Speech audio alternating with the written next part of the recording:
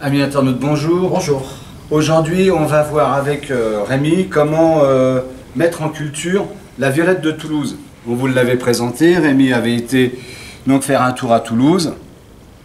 Et ce qui est intéressant, c'est son odeur. Son parfum très prononcé. Son parfum, c'est de la folie. En plus, qu'il n'y en avait qu'une. Et on a mangé aussi les fleurs. Oui, oui. On a mangé les fleurs. Après, on vous montrera à la fin comment on peut les manger. Et là, Rémi, je voudrais que tu me montres comment on peut en faire c'est un jeu d'enfant. Plusieurs. Comment on peut mettre en culture la violette. C'est très simple. Là, aujourd'hui, nous sommes le 12 mai. Cette plante a fleuri jusqu'au mois de mars. Là, les quelques fleurs qui restent, là, ça y est, hein, c'est vraiment fané. C'est ce qu'on n'a pas mangé. C'est ce que nous n'avons pas mangé. Donc, il est temps aujourd'hui de faire sa multiplication. Donc, déjà, si on la dépote, on voit que la plante en elle-même aurait pu rester dans son pot encore un petit moment, puisque le système racinaire, il y a encore largement de la place de se développer dans ce pot. C'est pas ce qui nous Néanmoins, intéresse. ce qui nous intéresse aujourd'hui, c'est de pouvoir en faire des petits. Alors, là, Parce que quand j'ai senti, je me suis dit, bon, une c'est on bien. peut y aller déjà carrément avec les mains. Plusieurs, c'est mieux. Et c'est comme des stolons, c'est-à-dire que on a déjà des petites racines, des petits départs comme cela. Donc là, ça fait par exemple une pousse. Tu veux dire qu'on pourrait en mettre que un? On pourrait en mettre un aussi. Mais là, si on arrive à les retirer même par petite touffes, c'est pas plus mal. On aura déjà une plante plus conséquente. Voilà. Voilà. Ah ben tu les défais, écoute, moi je vais les mettre. On va les mettre. Alors là, on va les mettre en plaque de culture de 40. Il est évident qu'on pourrait aussi bien les repiquer directement en pot. Oui, oui. Alors, on fait un trou. Bon là, on le fait avec le doigt. Hein. On va y mettre son jaune plant.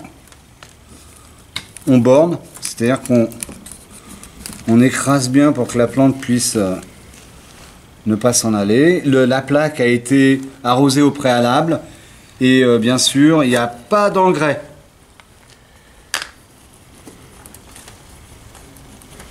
Merci bien.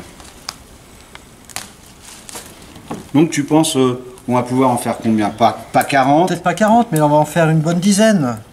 Après, on gardera la souche. On va pas tout diviser pour la garder un petit peu quand même encore, pour avoir une plante déjà bien formée rapidement l'année prochaine. Ça va nous permettre de faire des petits, mais je voudrais aussi garder une belle touffe aussi dans son pot. Voilà. Vous voyez vraiment qu'il n'y a rien de plus simple, puisque le fait de tirer dessus, il n'y a même pas besoin de prendre de couteau ou de quoi que ce soit, ou de serpette, puisque le simple fait de tirer dessus, hein, ce qu'on appelle un stolon, c'est cette pousse-là, qui partait de son pied mère, et voilà. Et là, on voit déjà donc des racines. Il n'y a même pas besoin de dire, là, il faut attendre, il faut faire la bouture et on attend ses racines. On a déjà des racines. Puis apparemment, c'est quelque chose qui se cultive facilement. Donc, eh ben voilà. On va se revoir...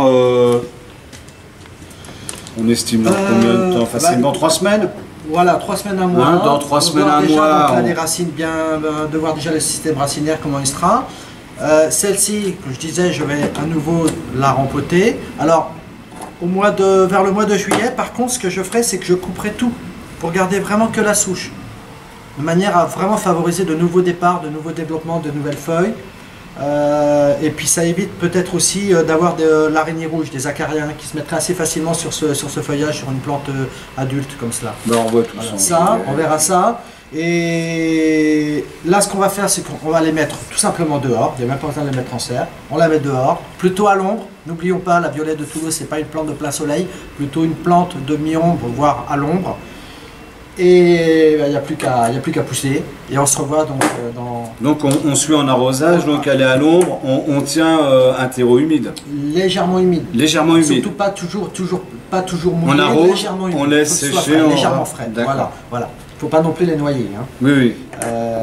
Et surtout, oui, je disais de l'ombre. Un peu de fraîcheur, de l'ombre. Eh ben c'est ce qu'on va faire, hein. On va mettre ça sous le pommier. Pourquoi pas, hein, pourquoi pas. Et puis ben, on se revoit dans un mois. Voilà. Merci. À bientôt alors.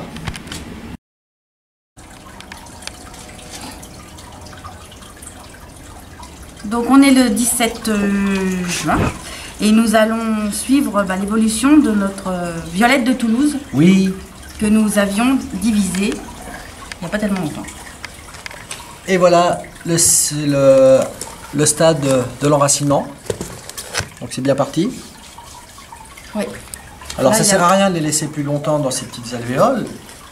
Là, ce qu'on va vous proposer, c'est tout ça, tout simplement, de se faire une jardinière.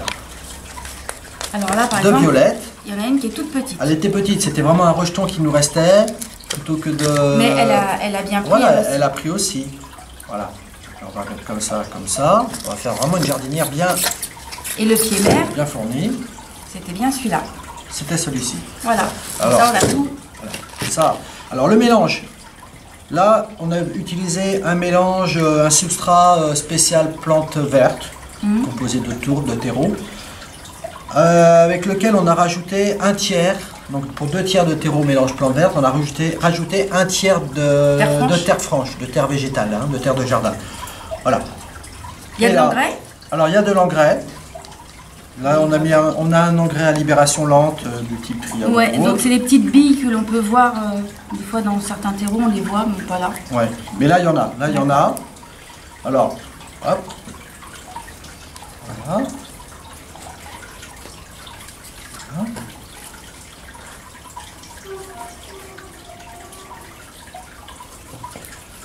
Voilà. On va ensuite l'arroser.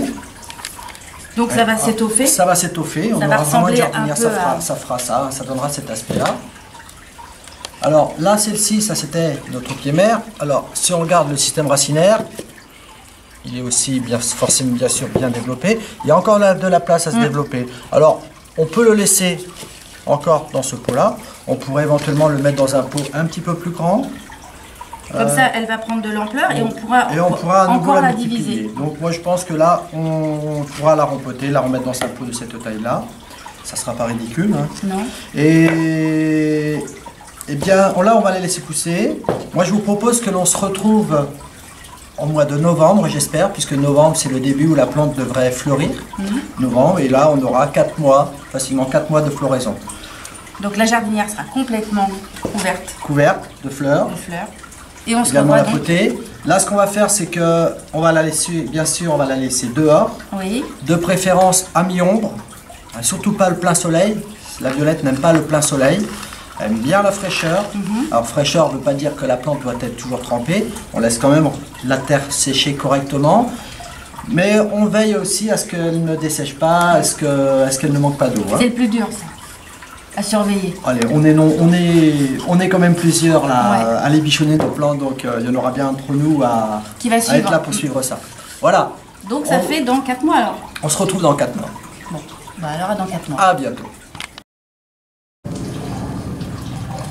Alors, on est le 21 février, Rémi. Oui. Je me suis occupé de la violette. Oui.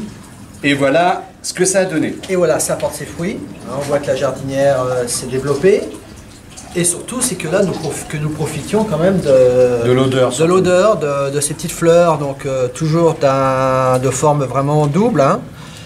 Mais c'est surtout, c'est que vraiment là, vous n'avez pas le parfum. Ah non, mais c'est en baume. Hein. Mais vraiment, ça sent la violette. Voilà, ça apporte un peu de fraîcheur. Et puis voilà, en tout cas, les résultats sont concluants. Hein. Il n'y a pas plus simple à multiplier. En tout cas, c'est hyper simple. Faux geste. Alors oui, voilà. Donc là, on a tous ces petits boutons parce que donc finalement, c'est une floraison qui va durer comme ça jusqu'au mois de mars, facilement jusqu'au mois de mars, où vous allez avoir des fleurs qui vont se faner, mais d'autres boutons se forment un petit peu partout comme ça. C'est une floraison qui s'étale, quoi. Voilà. Donc là, on a eu les premières fleurs il y a environ 1 mois déjà. Et là, avec les beaux jours là, qui vont venir, donc on va avoir de plus en plus de fleurs comme cela.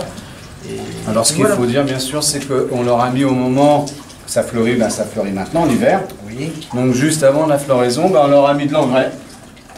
Toujours le toujours. Alors j'aurais mis 2 petits cônes comme ça.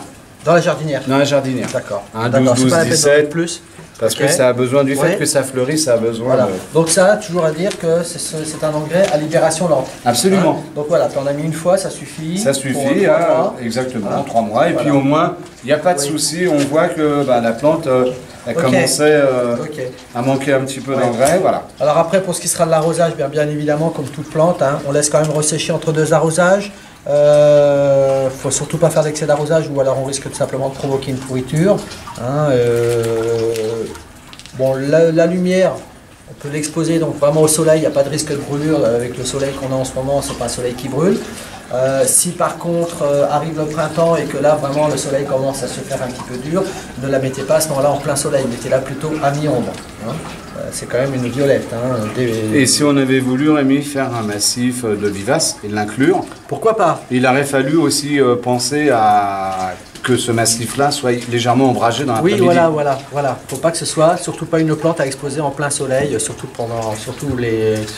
la période estivale. Ça, faut éviter le plein soleil. Hein.